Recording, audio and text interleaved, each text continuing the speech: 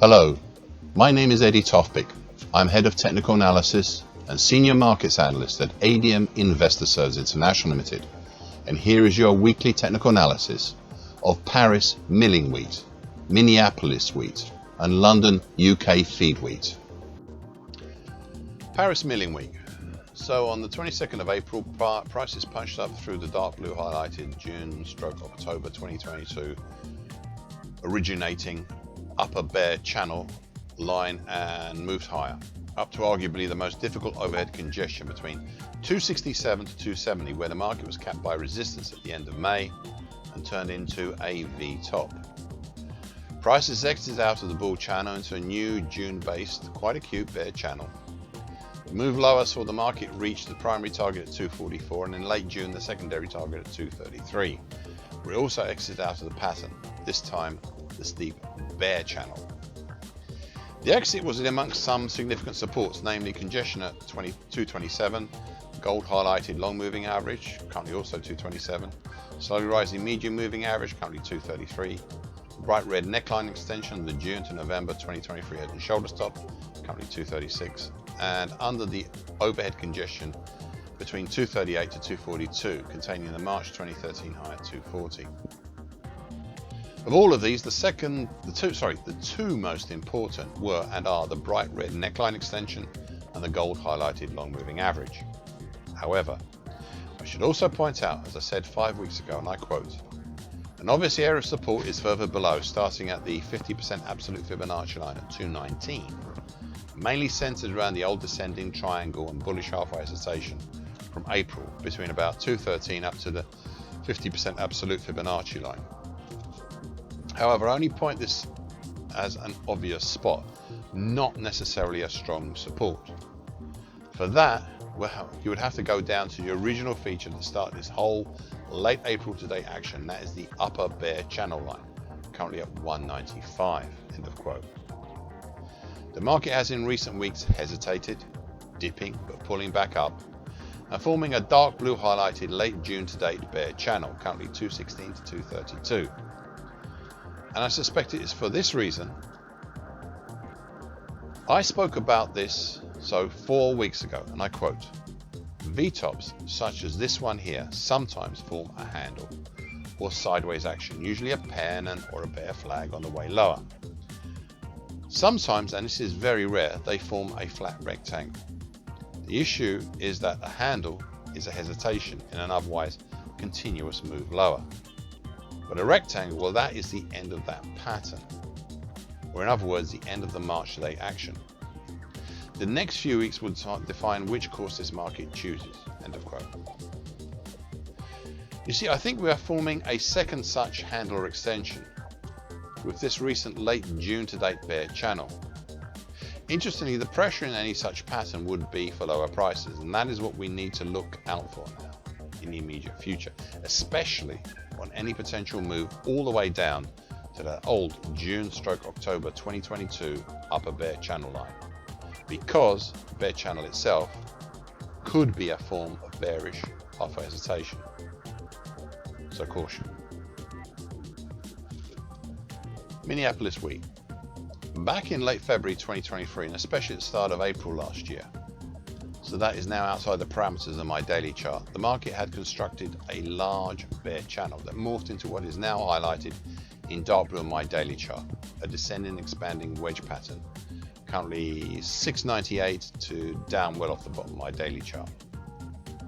The upper trend line is currently escorted and reinforced, and has been for some time, though not very well recently I have to say, by the declining long moving average, currently at 692. Now, going back a bit to the 22nd of April, after some base building since late February, the market broke higher over the short medium moving average, currently 671, as well as the medium moving average, currently at 670, and some other significant resistances in a band between 693 to 708. In this band, we also had another pattern I'd spotted earlier, nestling like Russian dolls, one within another. 38 weeks ago, I said the following on this pattern, highlighted in purple on my daily chart, and I quote, it is the nascent late August to date bear channel, currently 658 to off the bottom of my daily chart. Once again, I note how we have a smaller bear pattern nestled within a much larger one, much like a Russian doll, end of quote. The second pattern is no longer highlighted, and is the October 2023 to late April bear channel, currently 460 to 644.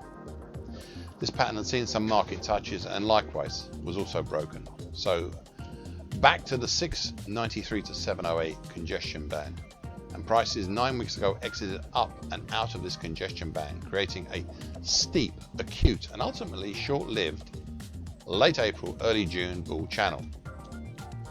This original break higher gave me the opportunity to consider other opportunities topside, and by opportunities I mean there were multiple targets topside. Some were reached, some were not. The obstacles that prevented the market reaching all their targets were the capping 8 weeks ago by the July 2021 low at 778.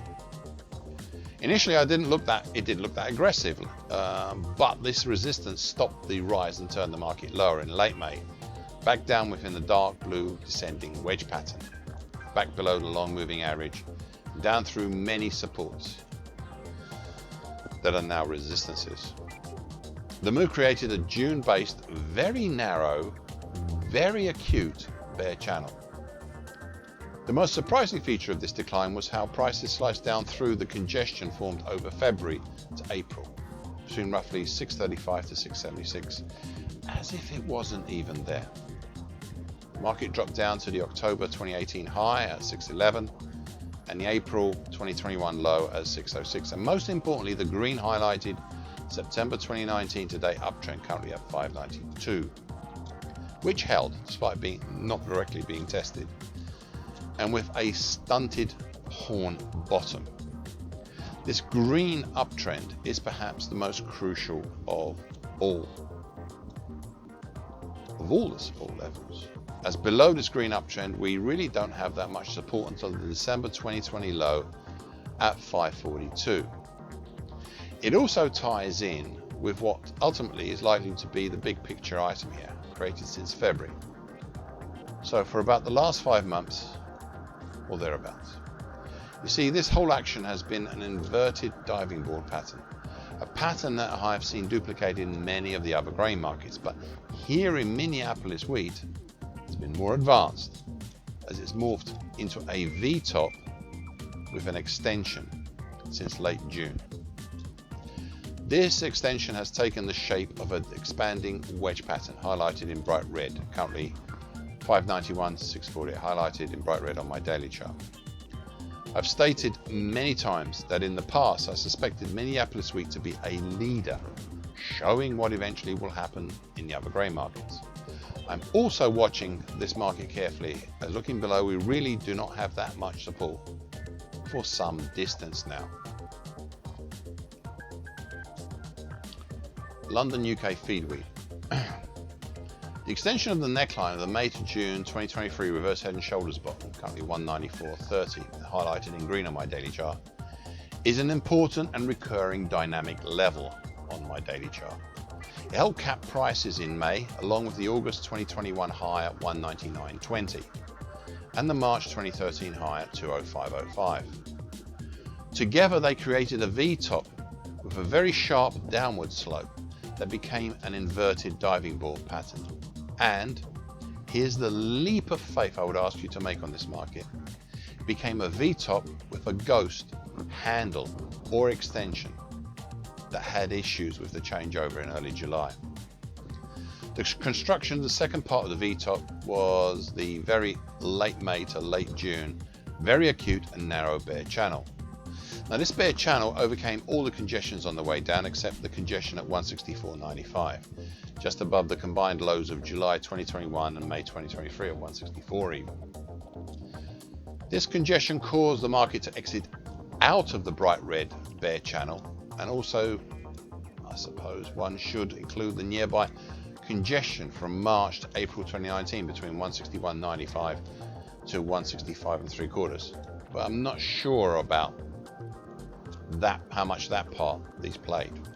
Anyway, we then had the changeover gap with a gap between 170.40 to 196.45, and we've created since what superficially looks like a potential descending triangle, though very, very nascent. It has a purple downtrend currently at 195.5 and a potential base in the 190 even zone. It is very underdeveloped right now, so I would be happy to change and morph this into something else should the opportunity present itself. But for now I will stick with the descending triangle idea. The big, and it is a big leap of faith, is to imagine this potential descending triangle pattern being stuck at the end of the small bear channel, and thus we would have, as we have seen in other grain markets, a V-top with an extension or handle. Only here in truth it is not. Nevertheless, there is potential for lower prices, possibly as far as the June low at 164.95. However, we have some obstacles in the way, notably the September 2021 low at 181.10, as well as the 50% absolute Fibonacci line at 180.5, and the more recent March to May 50% Fibonacci line at 178.25. All this is before even mentioning all the moving averages that are below. All below as well. Now, just in case my suspicions are wrong, I have drawn bullish pitchforks for the early March to late June action. The Andrews is highlighted in dark blue, the Schiff is highlighted, the shallow one, the Schiff, is highlighted in bright red. At this time the market is in between the overhead bright red middle time, currently at 199.40, and the dark blue middle time below, currently 189 even. Both these bullish pitchforks, I stress, are just in case scenarios. Pressure is still down on this market from earlier, from that V-top. Thank you for listening. This weekly broadcast gives the essential market patterns and consequences. Please be aware of the risk disclaimer posted both at the front and at the back of this broadcast. Copyright is Eddie Topic and ADM Investor Service International Limited. And here comes the final important bit.